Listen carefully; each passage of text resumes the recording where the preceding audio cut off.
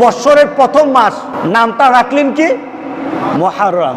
কোনো একটা সুসংবাদ আসলে আপনার কি করার? হুজুর খাওয়ান। হুজুর আর খাওয়ান না বেশি। হুজুর আমারে ফোন করে বলে, হুজুর মুহররম মাসে কি বিয়া শাদী করা যায়? আমাদের সমাজে মুহররম মাস হলো সুখের মাস, আর আল্লাহ বলতেছেন মুহররম মাস হলো সম্মানিত মাস। আশুরার দিনে যদি ভালো ভালো কেউ খান, তাহলে সারা বছর আল্লাহ শুধু আপনার ভালো খাওয়াইব। Rose TV 24. Enjoy by listening to the Holy Quran. হারাম থেকে বেঁচে থাকার মাস, সম্মানিত মাস, নামটা রাখলেন আল্লাহ সুবহানাহু ওয়া তাআলা। কত সুন্দর। এরপর আল্লাহ সুবহানাহু ওয়া তাআলা মাসটা সম্পর্কে নিজের দিকে নিয়ে আসলেন। এই মাসটা সম্পর্কে রাসূল বললেন শাহরুল্লাহিল মুহররম। এই মাসটার নাম দিলেন শাহরুল্লাহিল মুহররম, অর্থাৎ এটা হলো আল্লাহর মাস, সম্মানিত 4 মাসের একটি মাস। এরপর এই মাসের মধ্যে আল্লাহ সুবহানাহু ওয়া তাআলা ঘোষণা দিয়েছিলেন যে এটার মধ্যে যুদ্ধ বিগ্রহ করা এই মাসের মধ্যে হারাম ছিল। ঝগড়াঝাটি যুদ্ধ বিগ্রহ করা হারাম ছিল। এটা শুধু মুসলমানরাই মানতো না, এটা কাফেররা মানতো। রাসূলের আগের যে পাক ইসলামী যুগ, রাসূল পাক সাল্লাল্লাহু আলাইহি সাল্লাম আসার আগে যারা কাফের ছিল, কাফেররা পর্যন্ত এই মাসগুলির মধ্যে যুদ্ধ করতো না, মারামারি করতো না, সম্মান করতো এই মাসটাকে। এই হুকুমটা কিন্তু এখন কোন উলামায়ে কেরাম বলেন এই মাসে যুদ্ধ বিগ্রহ করা যাবে না। কেউ বলতেছেন এটা রহিত হয় নাই, কিন্তু অধিকাংশ আলেমের মত হলো যুদ্ধ বিগ্রহ করা যাবে না। এই যে একটা রহিত করার জন্য আল্লাহর বিধান, এটা এখন নাই, কিন্তু এই মাসে বেশি বেশি করে ইবাদত করতে হবে, এই কথাটা বহাল আছে। অন্য মাস থেকে এই মাসে বেশি করে কি করতে হবে? ইবাদত করতে হবে। সুবহানাল্লাহ, সুবহানাল্লাহ। এই মাসটাতে একটা দিন আছে, এই দিনটার এত মর্যাদা। রাসূল পাক সাল্লাল্লাহু আলাইহি সাল্লাম বলেছেন কেউ যদি এই দিনে রোজা রাখে, তাহলে আল্লাহ সুবহানাহু ওয়া তাআলা গত 1 বৎসরের গুনাহকে আল্লাহ কাজা বানিয়ে দিবেন একটা রোজার মাধ্যমে। গত একটা বৎসরের গুনাহকে আল্লাহ মাফ করে দিবেন। রোজা কয়টা? রোজা কিন্তু মূলত একটা। কিন্তু রাসূল পাক সাল্লাল্লাহু আলাইহি সাল্লাম এক পর্যায়ে বললেন, ঘটনাটা কি ছিল? রাসূল পাক সাল্লাল্লাহু আলাইহি সাল্লাম হিজরত করার পর এর পরের বছর, মক্কা থেকে মদিনাতে যাওয়ার পরের বছর, অর্থাৎ দ্বিতীয় হিজরিতে রাসূল পাক সাল্লাল্লাহু আলাইহি সাল্লাম মদিনার ইহুদিদেরকে দেখলেন। ইহুদিরা আশুরার দিনে রোজা রাখতেছে। দিনটার নাম কি? দশম, অর্থাৎ মুহররম মাসের 10ম দিনে এরা রোজা রাখতেছে ইহুদিরা। তো রাসূল পাক সাল্লাল্লাহু আলাইহি সাল্লাম ইহুদিদেরকে বললেন, তোমরা কিসের রোজা রাখো? এই দিনে তোমরা কিসের রোজা রাখো? তারা বলল, আমাদের নবী এবং বনি ইসরাইলকে আল্লাহ সুবহানাহু ওয়া তাআলা এই দিনে নীল নদ থেকে তাদেরকে আল্লাহ সুবহানাহু ওয়া তাআলা নাজাত দান করলেন, আর ফেরাউনকে পানির নিচে আল্লাহ সুবহানাহু ওয়া তাআলা চুবিয়ে মারলেন, আর মুসাকে আর বনি ইসরাইলকে আল্লাহ সুবহানাহু ওয়া তাআলা নাজাত দিয়ে দিলেন।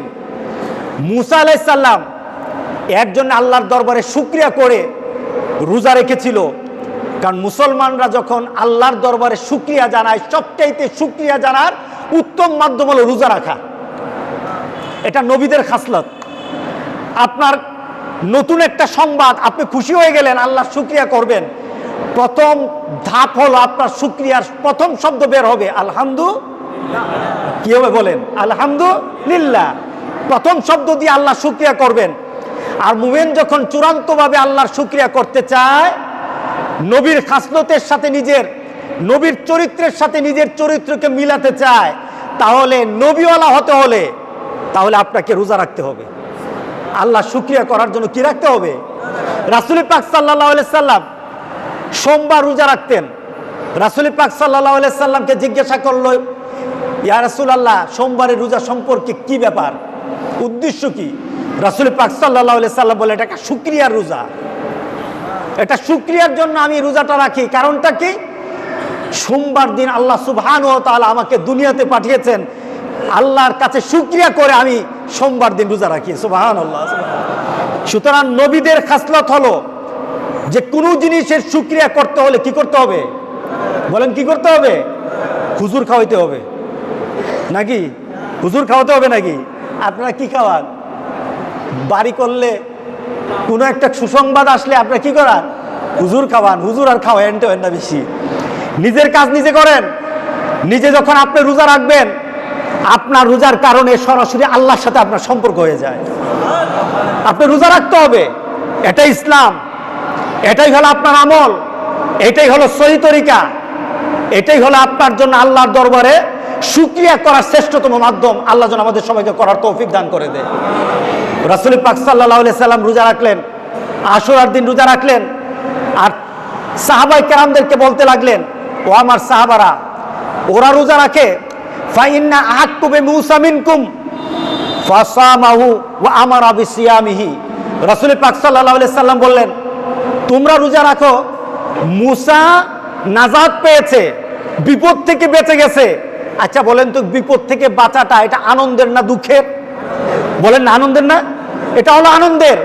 আনন্দের কারণে মুসা আলাইহিস সালাম রোজা রাখলো, তার সাথীরা রোজা রাখলো, ইহুদিরা রোজা রাখে, রাসূল রোজা রেখেছেন, সাহাবায়ে কেরামকে রোজা রাখার কথা বলেছেন।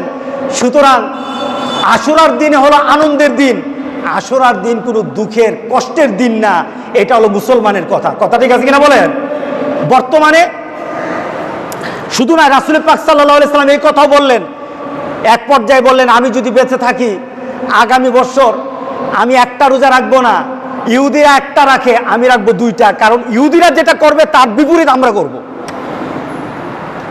এক পর্যায়ে রাসূল পাক সাল্লাল্লাহু আলাইহি সাল্লাম দেখলেন যে ইহুদিরা কালো দাড়ি সাদা হয়ে গেলে কালো হিজাব দেয়, এটাকে কি বলে? হিজাব, অর্থাৎ কালো রং দেয়, কালো রং দেয়।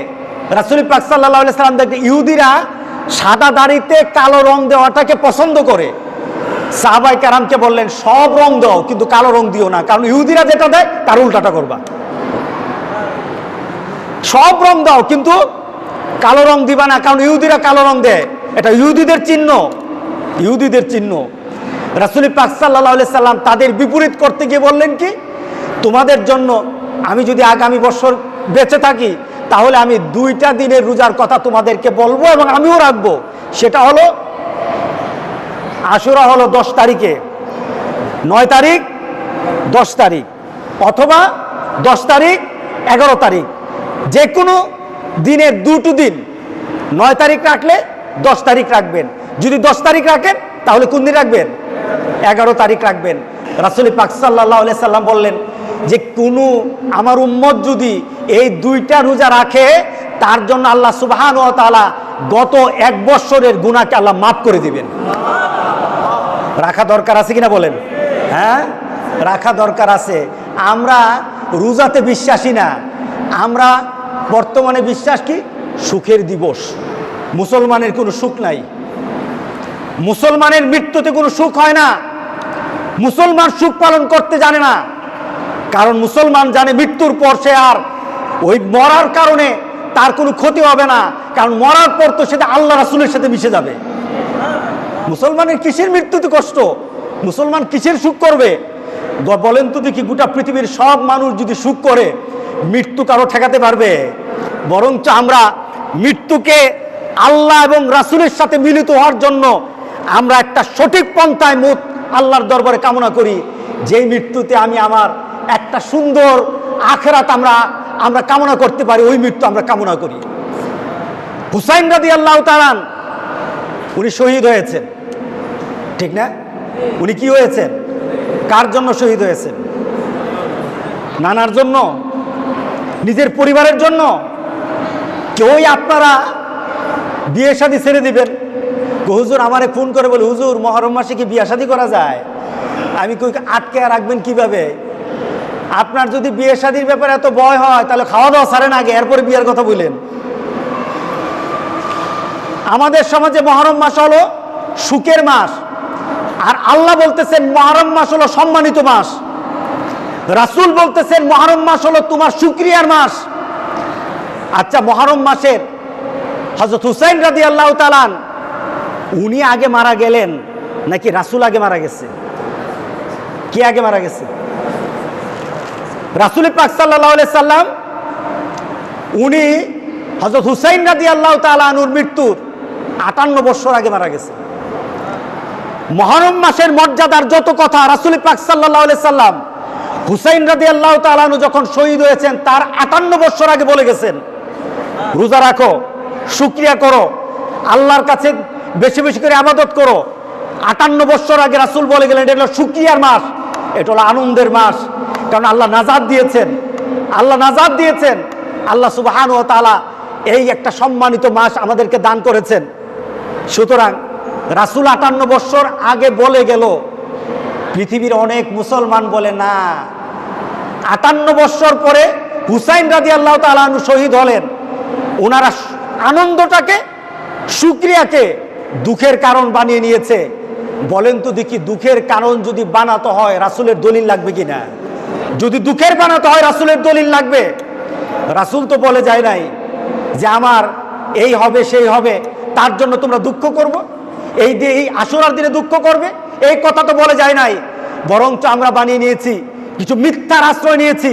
কিছু মিথ্যার আশ্রয় নিয়ে এই মাসে কেউ কেউ কোন হুজুর, এক হুজুরের আলোচনা শুনতেছিলাম, উনি বলতেছেন যে এই মাসে কেউ যদি চোখে সুরমা দেয়, আশুরার দিনে কেউ যদি চোখে সুরমা দেয়, চোখের রোগ আর হবে না, এই বছর আর ডাক্তার লাগবে না, ডাক্তার একবার উপাস, ডাক্তারের কাছে আর যাওয়া লাগবে না। আচ্ছা বলেন তো দেখি, চোখে সুরমা এই মাসে দিলে যদি রোগ ভালো হয়ে যায়, এটার জন্য তো রাসূলের দলিল লাগবে।